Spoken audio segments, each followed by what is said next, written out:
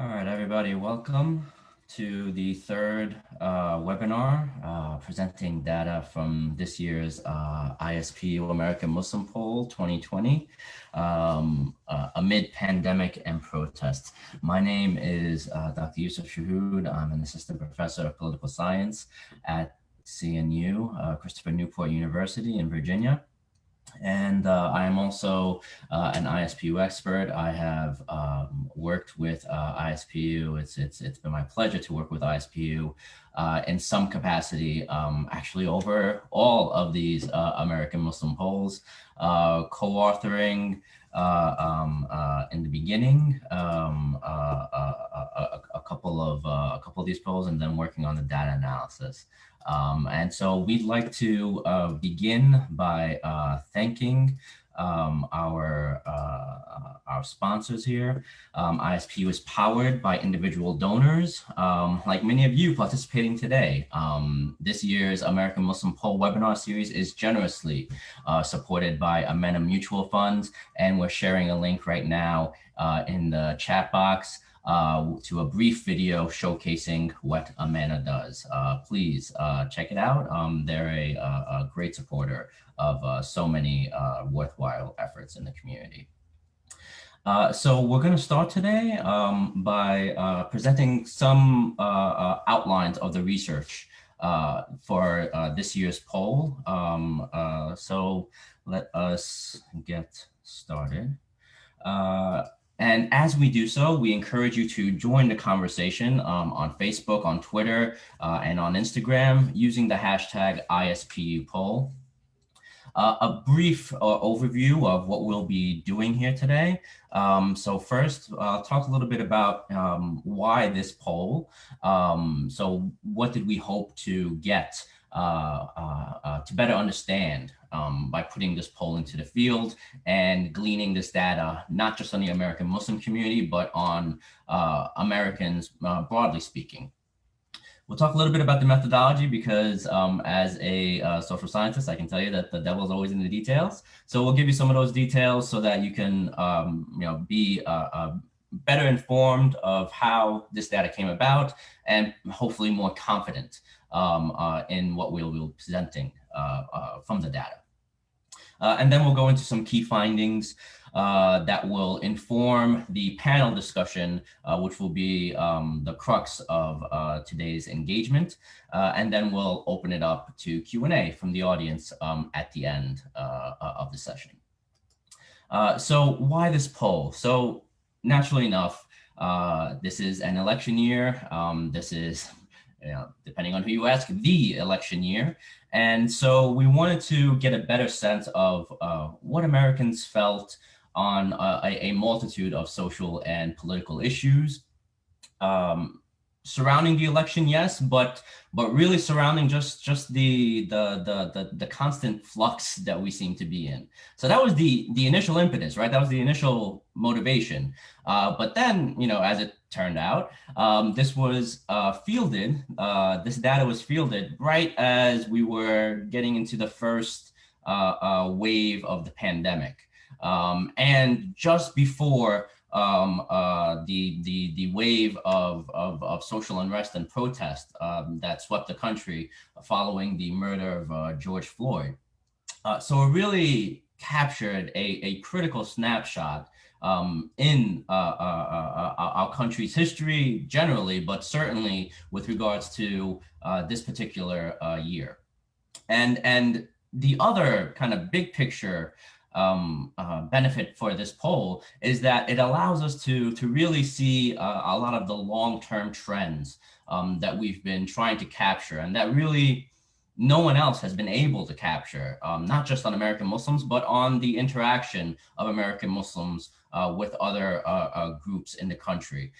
So this is the fifth ISPU American Muslim poll. And so these trends really give us a long-term view of this community and this community's place in the broader society. So the American Muslim poll is a nationally representative poll of, naturally enough, Muslims, but not just Muslims, also American Jews, Protestants, white evangelicals, Catholics, and non-affiliated Americans.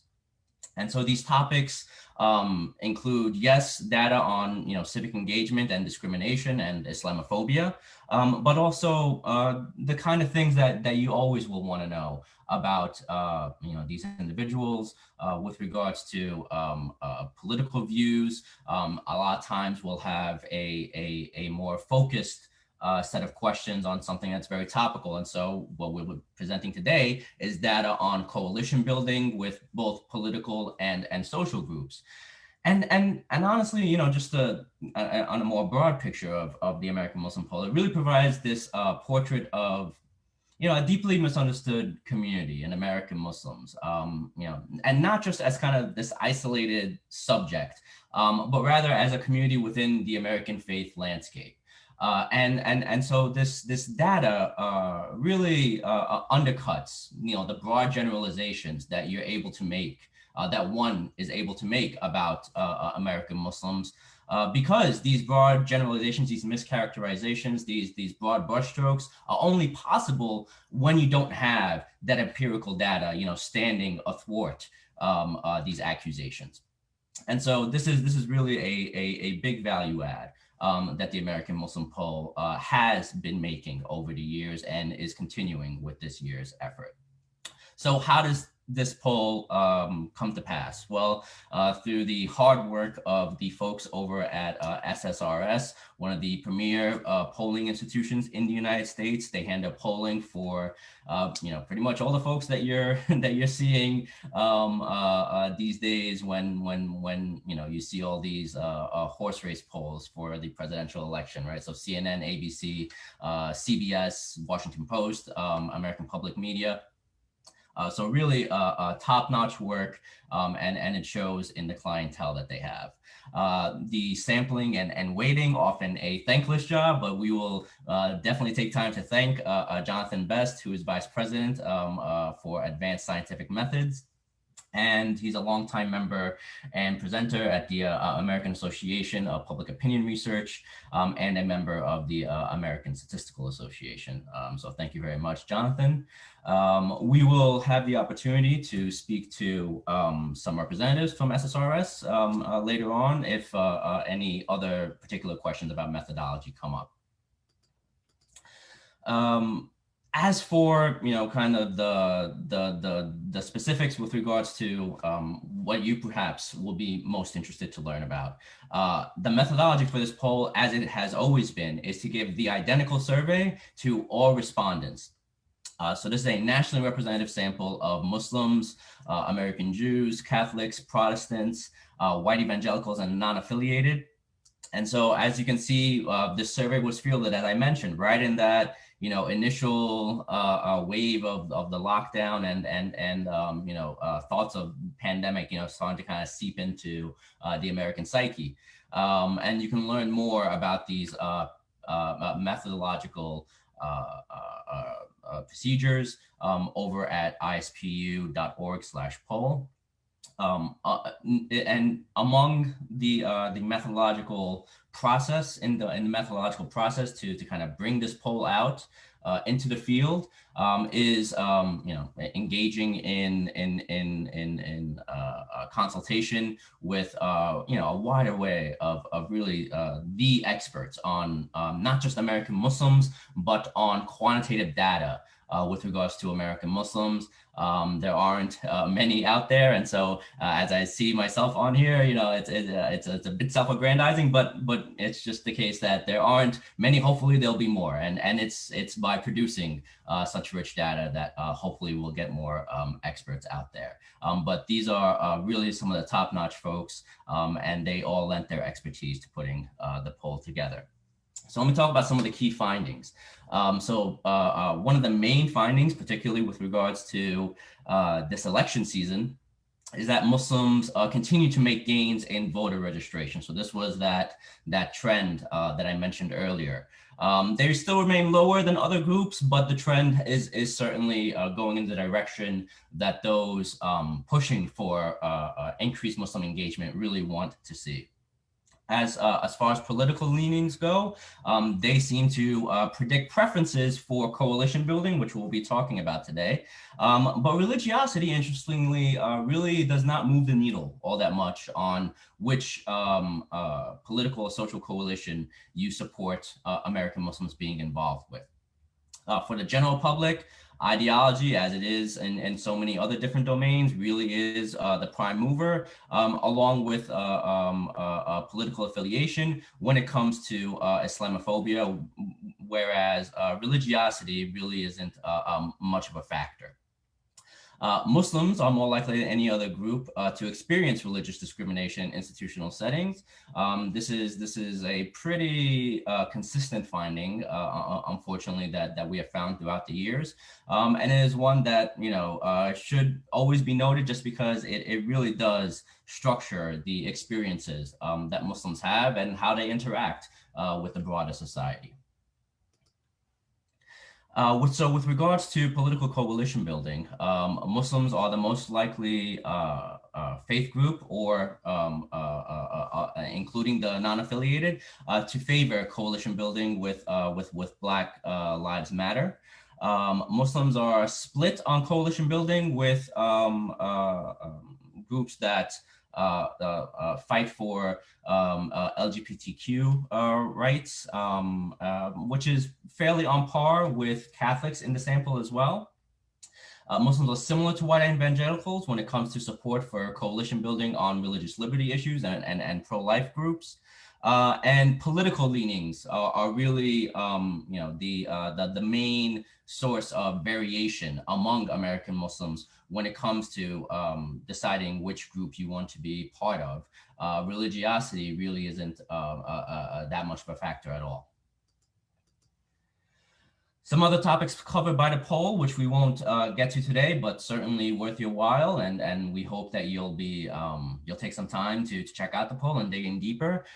Includes issues dealing with divorce, mental health and suicidality, religious literacy, media consumption, faith and religiosity, experience and views of addiction and disability, and some of these issues will be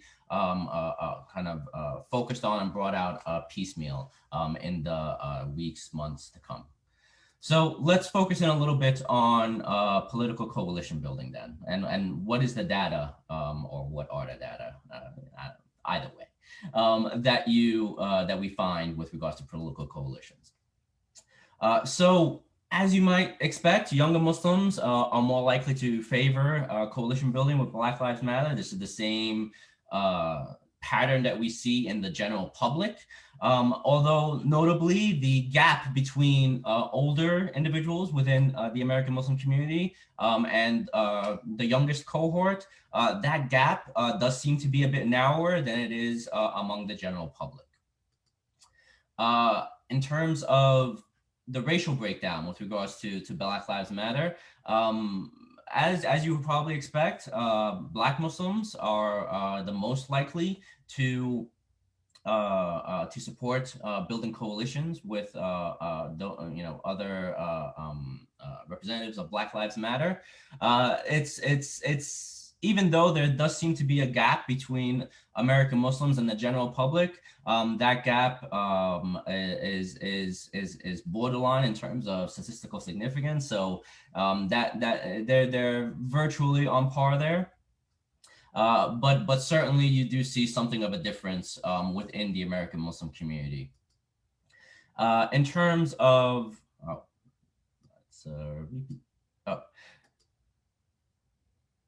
in terms of LGBTQ groups, younger Muslims are much more likely to support building coalitions with LGBT groups, and this parallels very much what we see in the general public. And here you can start to see that the gap is beginning to widen a little bit between the youngest cohort and the oldest cohort.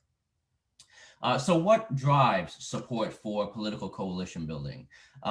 Generally speaking, it really is a matter of political leanings doing a whole lot of the work as opposed to religious practice. There's this sense when you're talking about American Muslims that it's their interaction with the world, their social and political attitudes and behavior are just simply going to be a knee-jerk reaction to their degree of religiosity, and that's simply not the case on a lot of these issues. And we see that with regards to these data on political coalition building, where, as with the general public, as you would expect with the general public, party identification and political ideology really do much of the heavy lifting when it comes to support or disapproval of coalition building. On certain key issues, again, much as you see with the general public, women in the American Muslim community are much more likely to support certain coalitions, BLM and LGBTQ groups being the notable ones among them. And so we're gonna focus in on these four groups when we talk to our panelists in just a moment. So most Muslims favor coalition building with Black Lives Matter. And among our sample of American Muslims, this Black Lives Matter was the only coalition in which a majority, and in this case, a clear majority of American Muslims support building coalitions with this group. Muslims are fairly split when it comes to building coalitions with political conservatives on religious liberty issues and on pro-life activists. And it seems, a majority of Muslims do not favor building coalitions with LGBTQ activists. Muslims are the most likely to support coalition building with Black Lives Matter more than any other religious community and in our sample, and more than the general public overall. And this is really notable, right? And this should really be, I think, front and center when we start thinking about issues of solidarity, issues of coalition building with the communities that are surrounding American Muslims, as well as the communities that American Muslims, very much overlap with or are a part of. Muslims and white evangelicals are the most likely to support building coalitions with based on with conservatives that fight for religious liberty. So this is something indeed that we're going to talk about in just a little bit with one of our panelists, and try to unpack that a little bit. What does it actually mean? And Muslims are split in terms of coalitions with pro-life activists. Certainly, as you would expect, white evangelicals are fairly high up there, with Muslims being just a little bit behind them. And then finally, when it comes to LGBTQ groups, only American Jews do you find a majority favor building coalitions with LGBTQ groups, whereas Muslims, Catholics, and the general public overall are more or less within the same stratum of support there. So in terms of what determines support, political leanings, again, not religious practice, predict coalition building among Muslims. So identifying as a Democrat actually predicts lower support of associating with pro-life activists, as you would probably imagine. But the following made no difference. So gender, age, income, and religious practice made no difference in determining whether or not American Muslims supported building coalitions with pro-life activists. When it comes to LGBTQ activists, being a Democrat, being a liberal, and being a woman, all increase the likelihood that you would lend your support. And being 50 or older actually decreased it as well. All of these should be fairly intuitive. But again, what made no difference? Income and religious practice.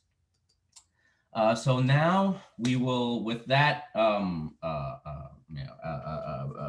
preamble, we will now turn to the heart of the matter. We have two esteemed guests at our disposal here that will allow us to really dig into this data some more and talk a little bit about what it is that how we can make sense of this data and put it in a broader perspective. So let me introduce our two panelists today. So first we have Asma T. Uddin, who is a fellow with the Initiative on Security and Religious Freedom at UCLA Berkeley Center for International Relations, and she's also a Berkeley Center research fellow as well. Uddin previously served as counsel with Beckett, a nonprofit law firm specializing in U.S. and international religious freedom cases, and director of strategy for the Center for Islam and Religious Freedom. And also joining us today is Margari Hill, who is executive director of MuslimARC. She's a blogger, editor, and freelance writer with articles published in Time, Huffington Post, Al Jazeera English, Islamic Monthly, and Muslim Matters. She has 5 years full-time experience working in community organizations and working in administration and technical writing in Silicon Valley. So thank you both for joining us this afternoon. I'm sure we will all benefit from your insights. And so I'd like to begin by first asking you, both a general question here, just to kind of set the tone. So how do you think that Muslims should conceive of coalition building as they mature politically? Should it be treated as a case-by-case basis, so ad hoc, or should Muslims be seeking more long-term political associations with groups? And Margari, why don't we start with you on this one? Yeah, well, I mean, I think that, from the data that you reveal is like that Muslim Americans are not a monolith, right? Like that there's a lot of different, a spectrum of politics. And so, just recognizing that as a faith community, while we have these political leanings and our common self-interest, right, which is shaping, why we have many more Muslims that are leaning kind of left because of, like how the right is very hostile towards Muslims.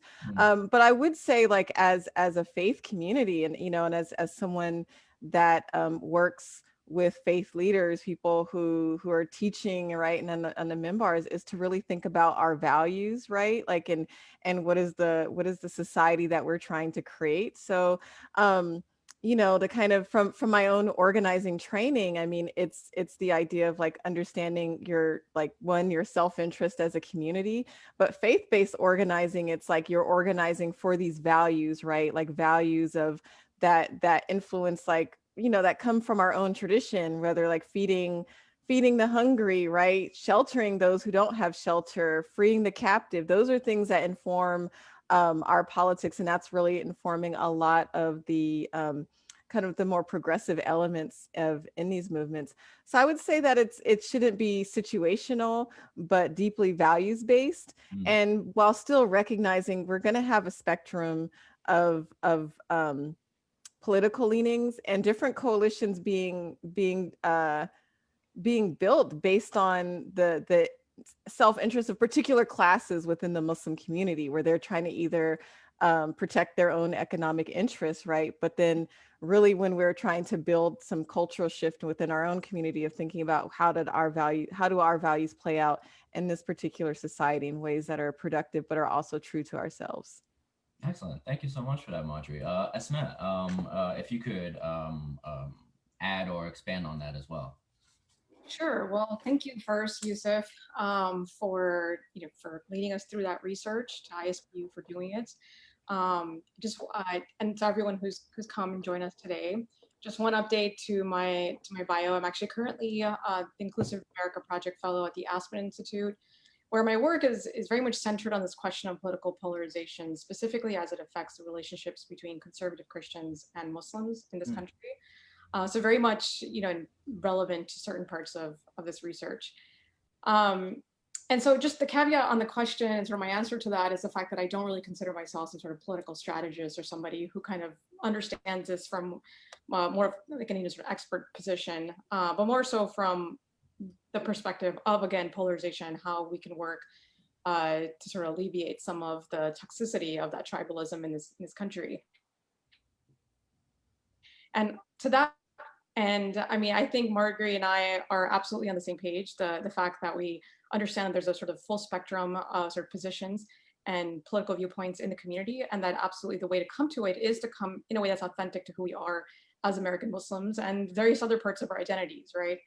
And that's certainly the way I think about it. I think about this in, sort of sort of like outside the box. Like it's not, you know, outside of this two-party frame where it's either all in with the Republicans or with Democrats and their particular preferences when it comes to coalition building. You know, there was a point in American history not too long ago where it was absolutely acceptable to hold cross-cutting positions. We could agree on certain policy issues with one party and also disagree with that party and vice versa. But unfortunately, as we all know, I think we've come to this place in this country where it's almost impossible to have those sort of cross-cutting alliances, that we have to essentially, we all sort of essentially take this position of you're either with us or you're against us, right? In terms of our liberal conservative tribes.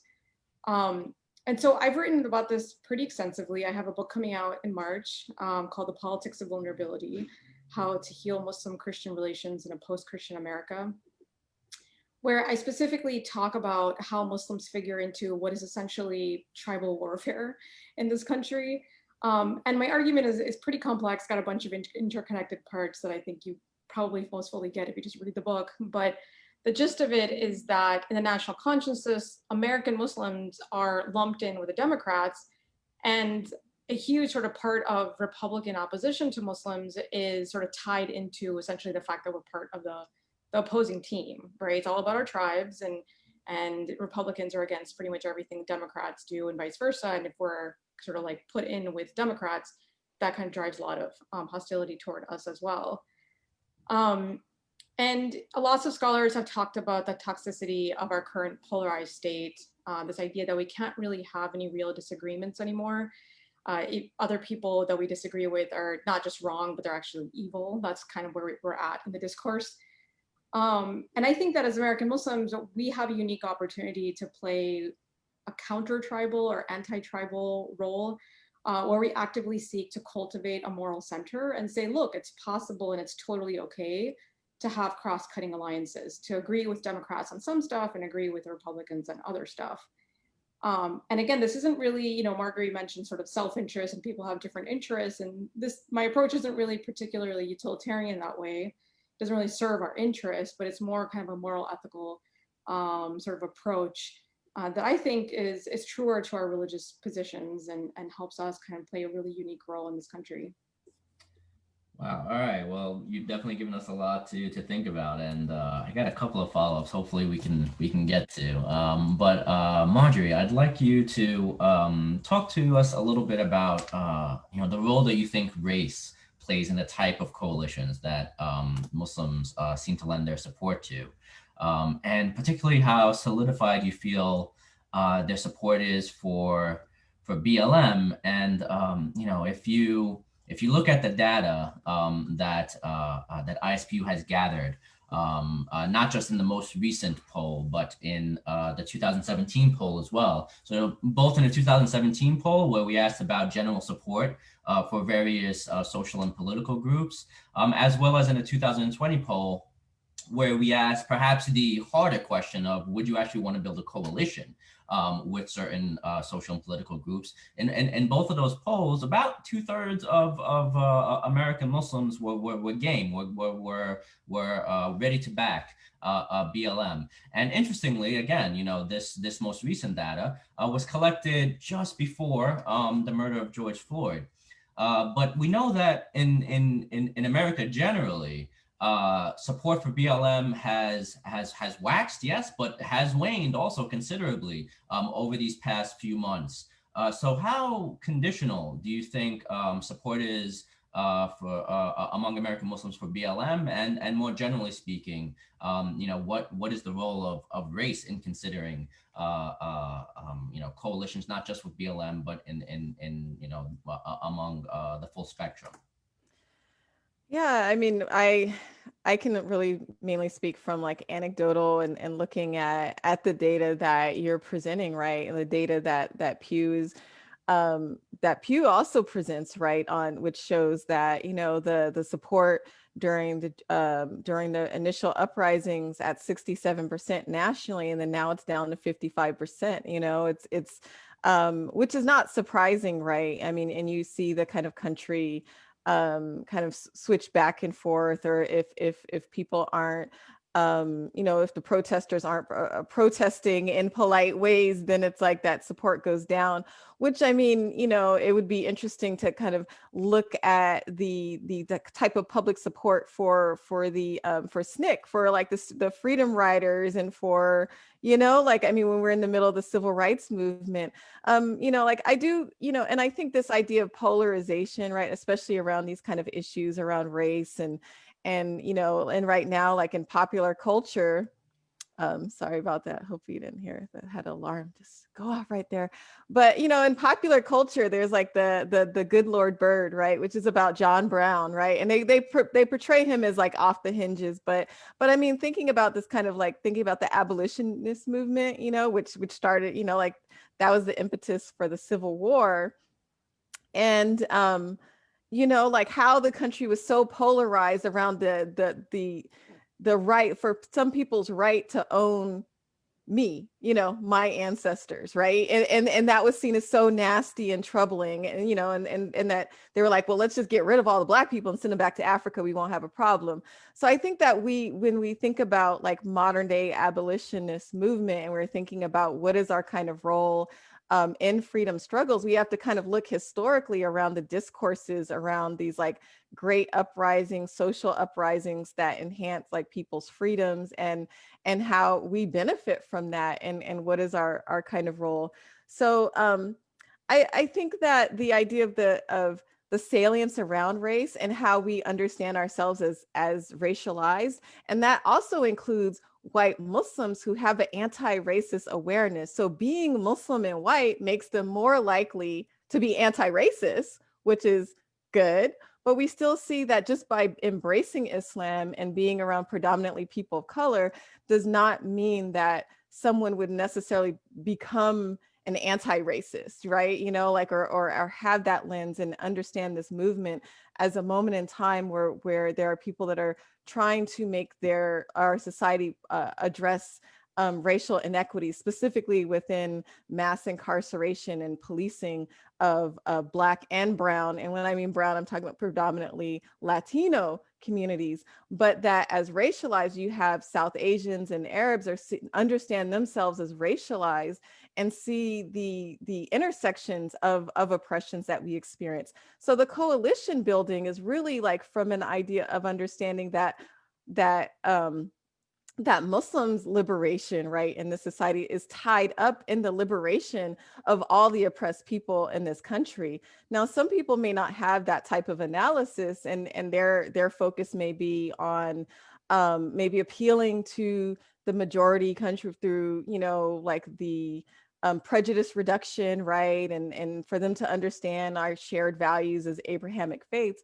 But for those of us who are doing anti-racism work, we see the uptick in Muslim support is tied to really understanding that in order to dismantle the anti-Muslim laws and everything, that is really tied up with connecting it with the struggles of Black, Indigenous, and Latinx and Asian American communities. And that's at the core of the kind of political building and coalition building of organizing on local, state, and federal levels.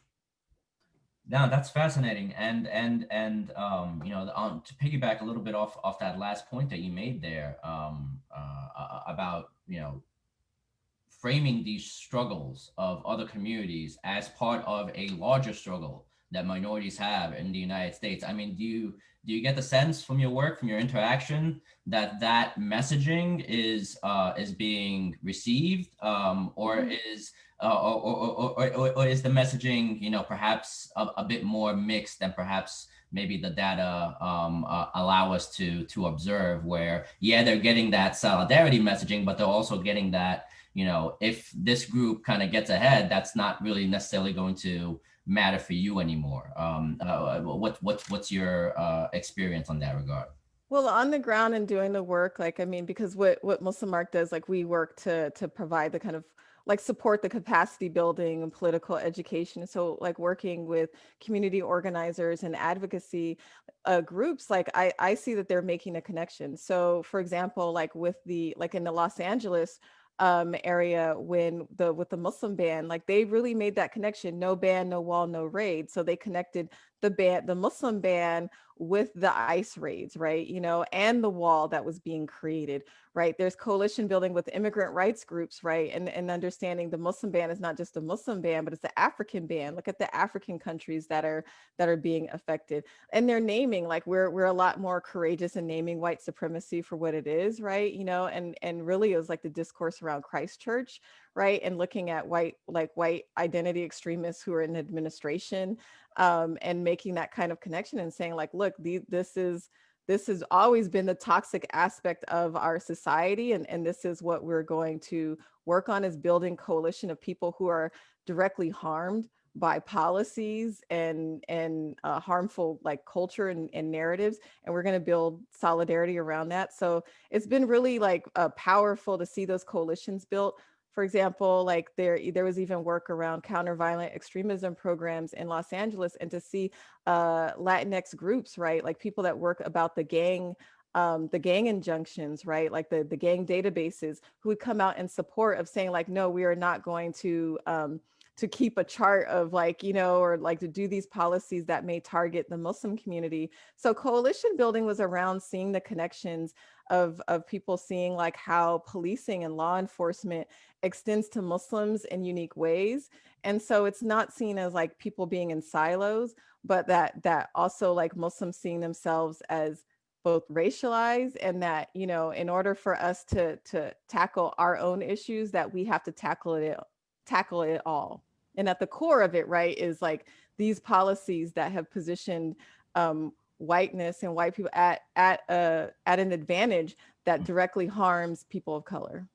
Thank you so much for that, Marjorie. That was very enlightening.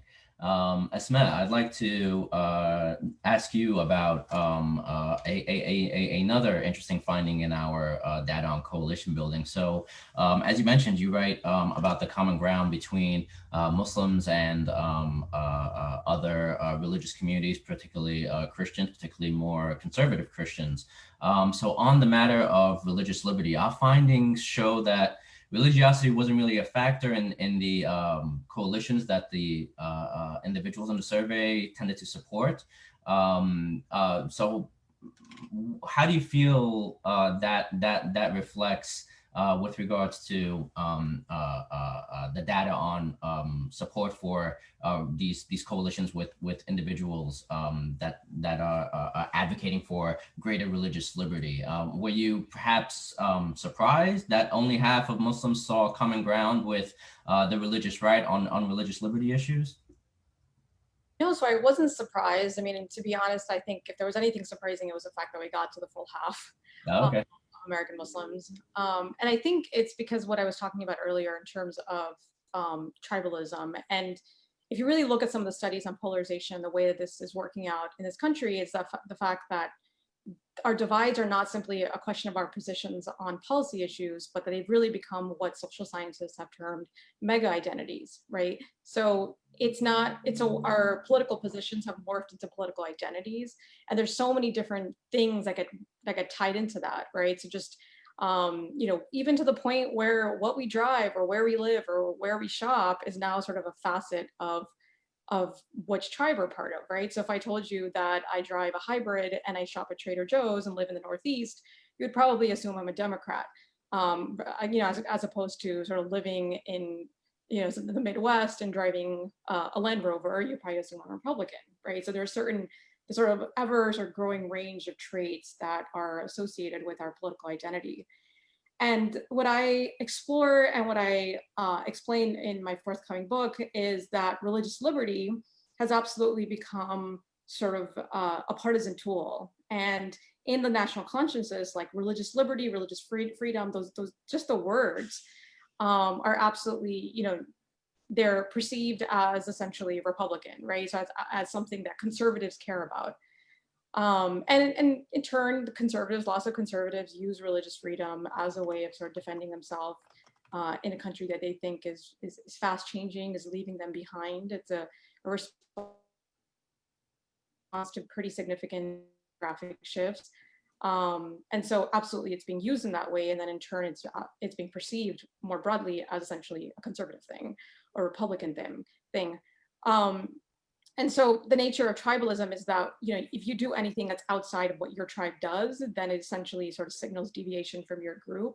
And so if you're a liberal or somebody who's sort of more likely to be sympathetic to Democrats, often, you know, having sort of sympathy for this thing called religious liberty, which is very much seen as this conservative thing, would signal deviation from your group.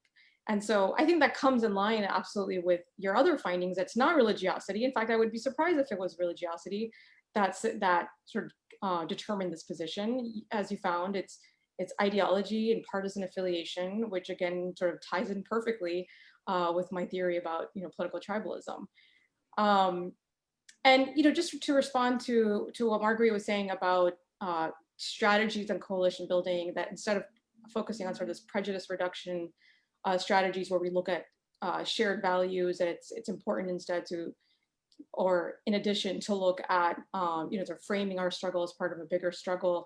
And I think to some extent, I mean, I agree with that, but it also kind of depends on who specifically you're targeting as the group that you want to build support from, right? And I think one of the things that I do that I think is you know, relatively unique in the community is that I say, look, the most sort of like the people that I think have the highest levels of sort of prejudice or animosity against Muslims for a range of reasons, politics being one of them, are these conservative Christians, right? Who also happen to be incredibly powerful right now. And so I think that these are people that, you know, to sort of build bridges with those people, I think prejudice reduction is absolutely, you know, an important tool in terms of sort of focusing on shared goals and shared values.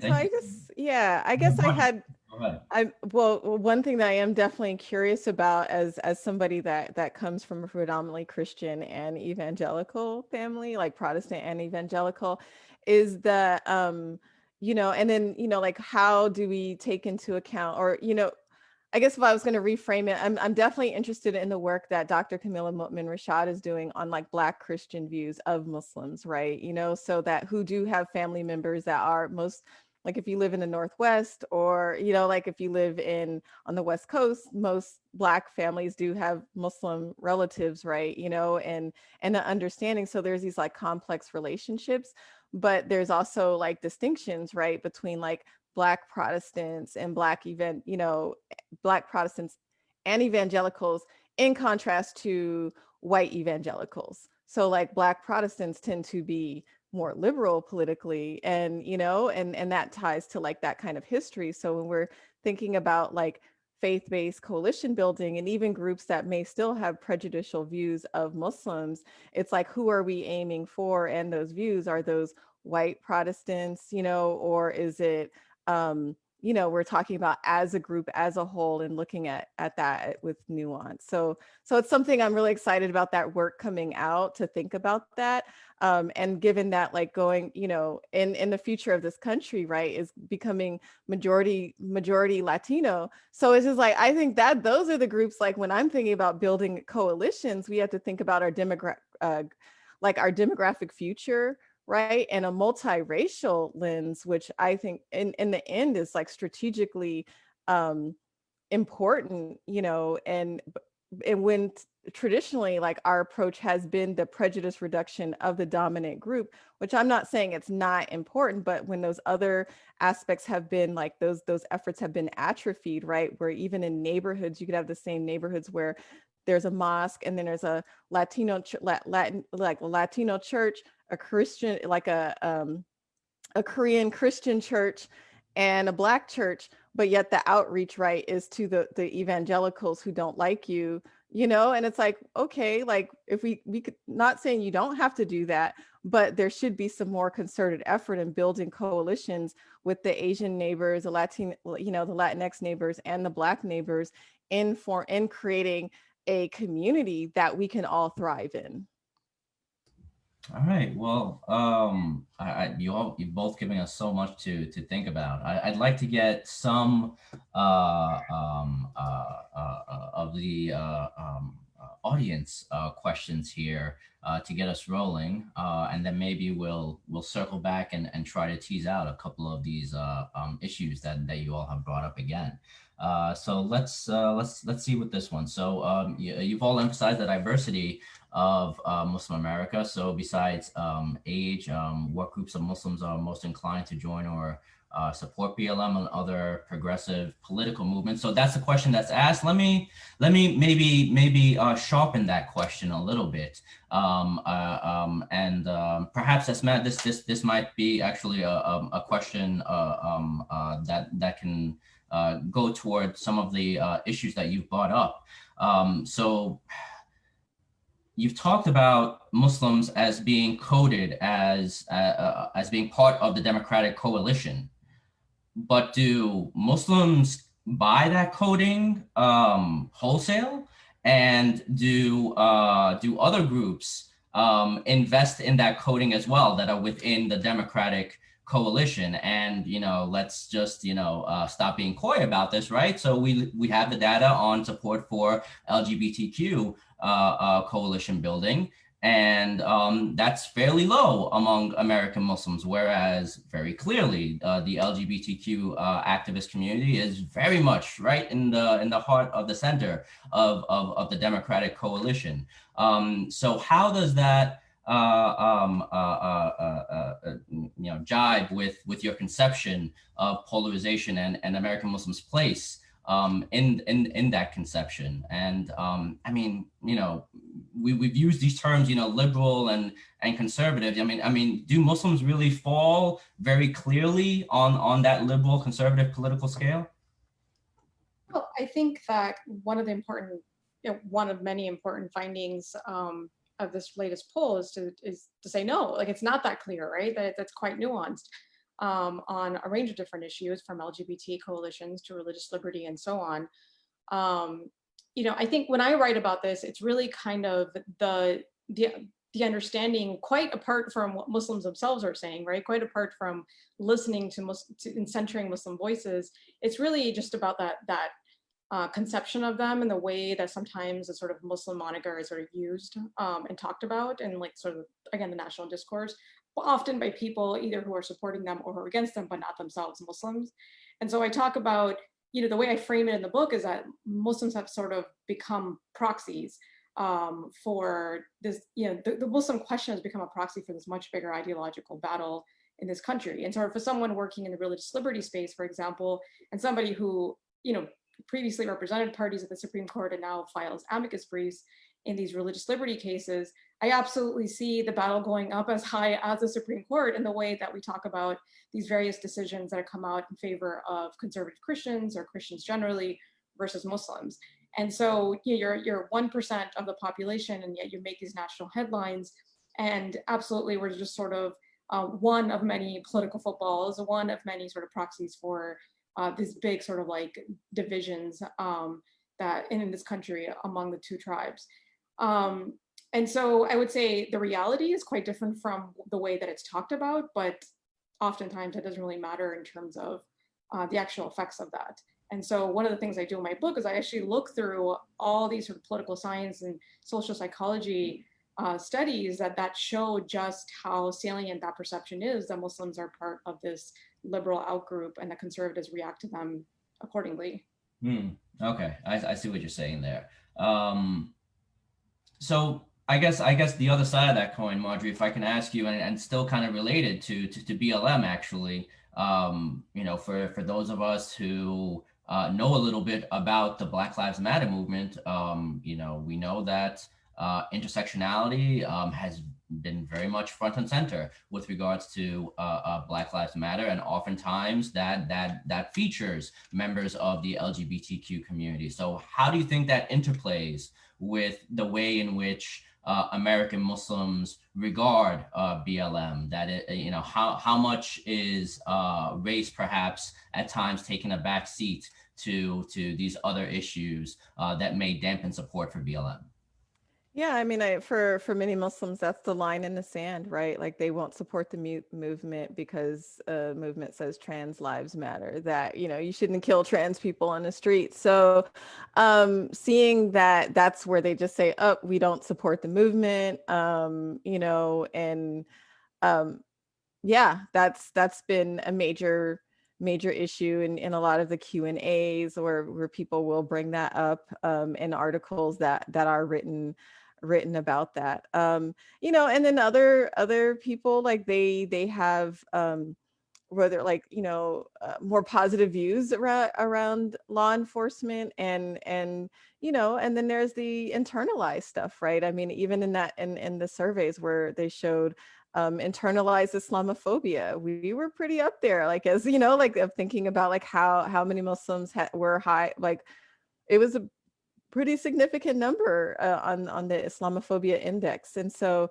Muslims are like, we're not immune to dominant narratives, right? Like it wasn't really until I would say 9/11. I mean, think about the percentages of Muslims who were conservative, and there was a direct contrast, right? Black Muslims in general were themselves, like, I mean, if you like, Imam Warthi Muhammad was, like speaking to democratic Muslims, so like who were like politically engaged, or Keith Ellison, Andre Carson. So where do they kind of fit within the political spectrum as far as like their interests, right, of in their constituencies? And so I like to know that, I mean, it's been very hopeful to see the kind of progressive movement happening within the Muslim community, and to see that Muslims, you could be still religious and progressive, and to uh, to to advocate for greater freedoms while still being, you could still be morally conservative, and um, that there are religious, like, faith leaders, right? Because I do a lot of faith-based organizing with Faith in Action and everything, and so I work with a lot of like clergy.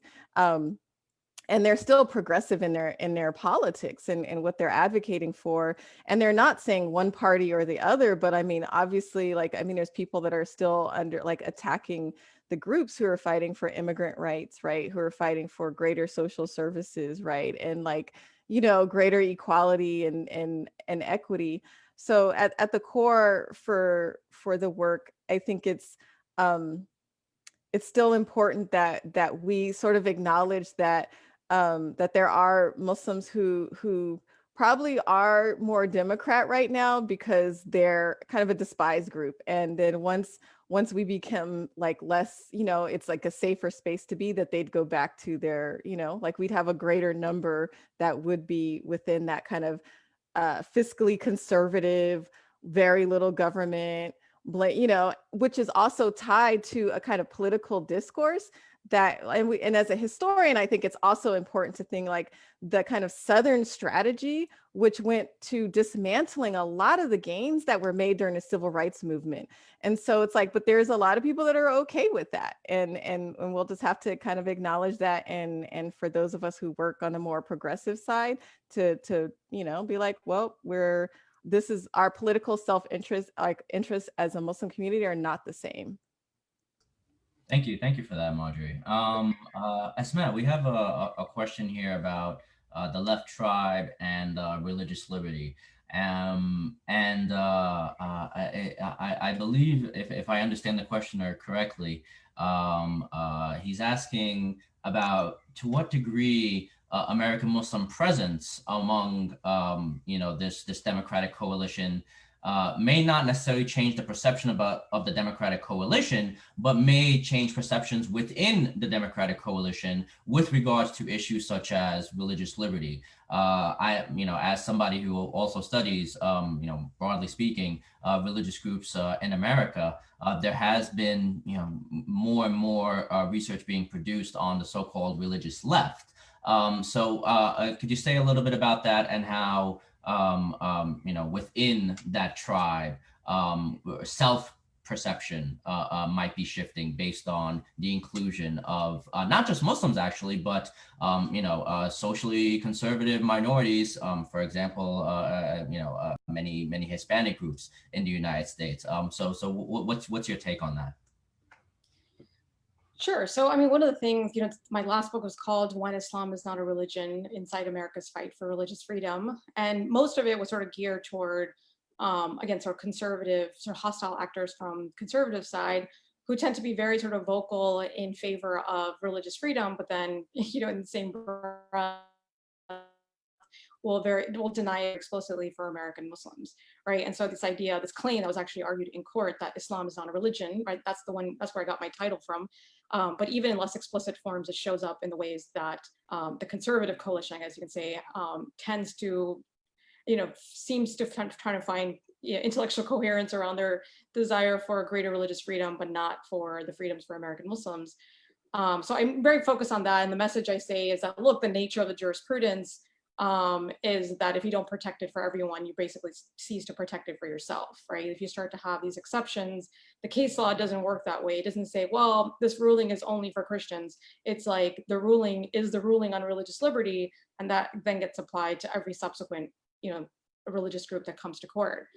And so similarly, it actually works. The same approach has sort of an effect when you're working with more sort of liberal actors in the religious liberty space. And it's interesting, I actually talk about this in the new book based on just sort of my own conversations.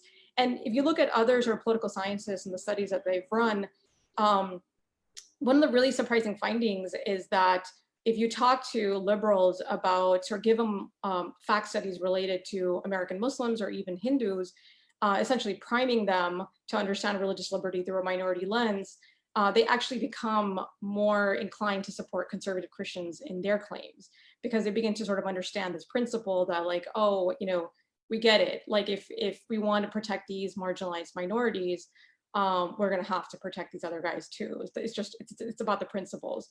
So it actually works in both ways. And interestingly, again, I'm trying to sort of chip away at what I think is one of the hardest problems, but it's actually more effective. The strategy is more effective among liberals.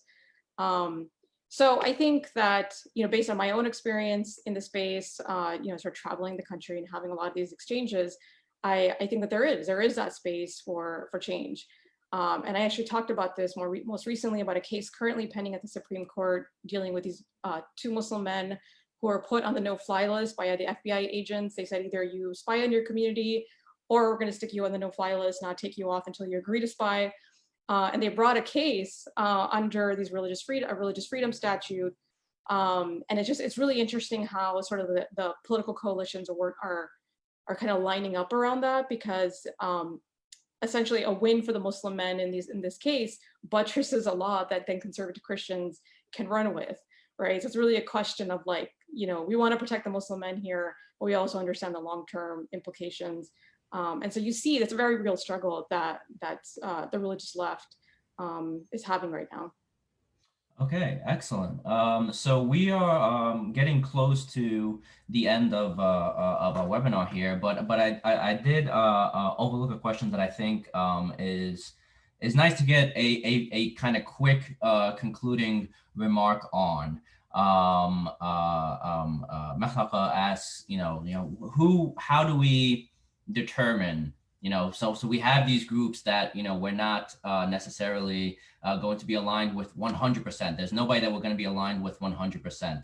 So can either of you just, really quickly point to, some guideline that you've come across, or some project that's being put out there that helps clarify, builds a framework for cooperation that allows us to maintain our sense of self while also pushing forward the kinds of policies that will benefit not just us, but the broader American society.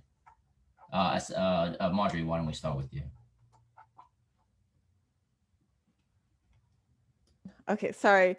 If we could kind of like, and I may shift a little bit as far as like answering it, right? Like, I mean, there may not be like one thing for each individual, right? Like, this is, like as we think about as a community and the issues that we're trying to work on, I think it's actually absolutely important that we start to center those who are most impacted, right? And that in our policies and our institutions really do a pulse check with our community. before they start advocating for policies or forming coalitions, even forming coalitions with elites or other people that may harm those who are most vulnerable in our communities. So I think at the core of our principle, right, is centering those who struggle the most, those who are most marginalized. And in that way, like, we're actually true to our values and standing for justice, even if it's against our own selves, not just about that self-interest, but doing the right thing to help the most, like, to help the most people. Thank you, Marjorie. Asma. So in terms of an actual framework, I mean, not to, pitch my book too much, but I do provide a very explicit framework for engagement in the last couple of chapters of my book that, again, I sort of pulled from a little bit of theology, but also lots of social science, political science studies, and the law as well. And so, again, my focus is on this Christian piece of the puzzle that I think is really compelling and interesting for various reasons. One, because it impacts even, like, Supreme Court jurisprudence, which I think is pretty huge right now. And so in terms of providing a framework, I would say that's coming out in March.